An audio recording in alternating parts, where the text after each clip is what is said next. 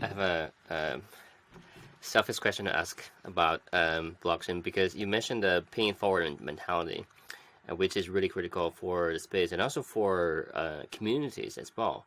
So I think I see a very interesting relationship between the technology, the space, and also community building. What's your take how those two can help each other, or how those the, the blockchain technology and community are there ways they're going to merge, or like can we use, for example, blockchain to reinforce or build a better community? So curious your thoughts on that. Yeah, look, I think there are a number of projects that are focused on this problem, like DSO organization. They want to create a new social platform that isn't um, a revenue generating centralized model for a single entity, but actually is giving back rewards to content creators that have great followings that are interested in their kind of engaging content. And so I think it's really kind of changing the approach, and that ultimately then has a ripple effect. It changes the community because the incentive alignment is different. And so I think there are many people that want to contribute because they genuinely believe in the technology and space. There's others that are doing it because now the incentives are more aligned, right? And they realize that actually they don't have to work 9 to 5 in a traditional role or company. They can make money by putting out podcasts, doing Twitch live streams, by like speaking at events, by contributing code, right? There's like many different ways now because of the internet, and because now this kind of currency or economy that's built on top of the internet that's evolved, that you can sustain your life and meet really interesting people and connect with peers halfway around the world and build something together that ultimately is impacting users globally. I think that's a really exciting prospect. And so, yeah, the community building is extremely important. I think that you've seen that with like the most uh, trending projects, and you've seen that with the likes of kind of Dogecoin and Elon, and then you got Shibu and like many other dog related coins that have become trendy and start spiking. It's all community driven, and yeah, that is purely speculative, but it does actually show the power of how the internet is a great leveler. It brings people together very quickly, and if they all take action, decide to move in the same direction, that creates waves, and that's super exciting to see and play out.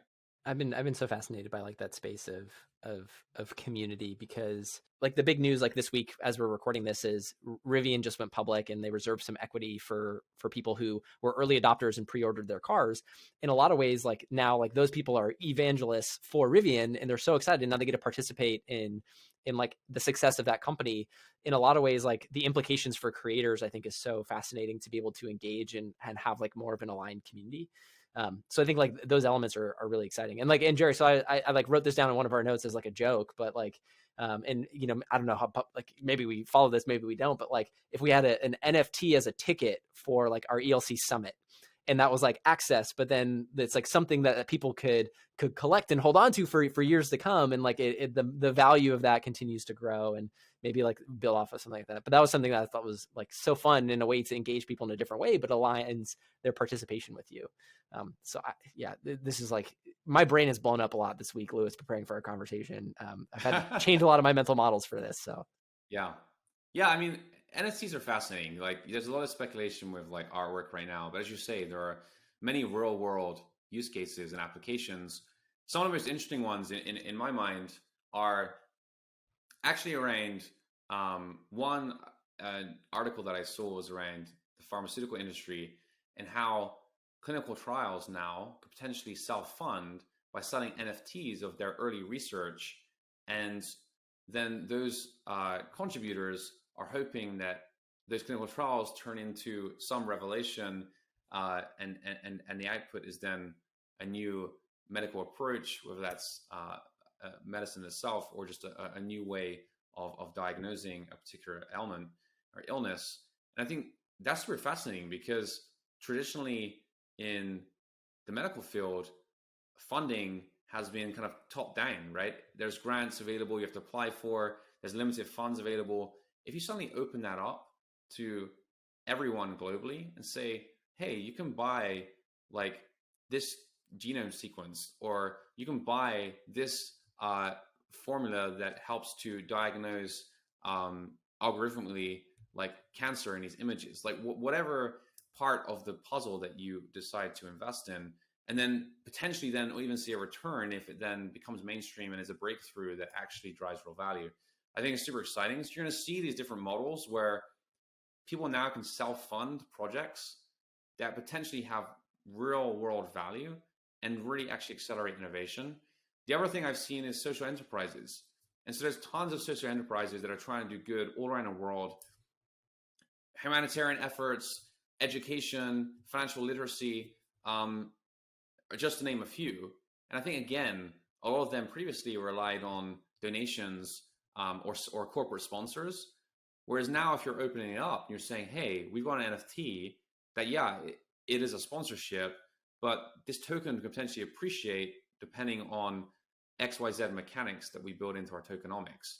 Or it gives you access to, say, a summit, or gives you access to the individuals that are going through these programs. I think there's a lot of like really interesting innovation there that can help to drive these groups to actually provide more value.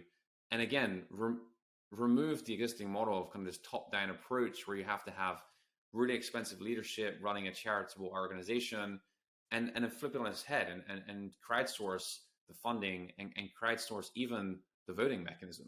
So you have these centralized authorities and organizations, these DAOs that are spinning up.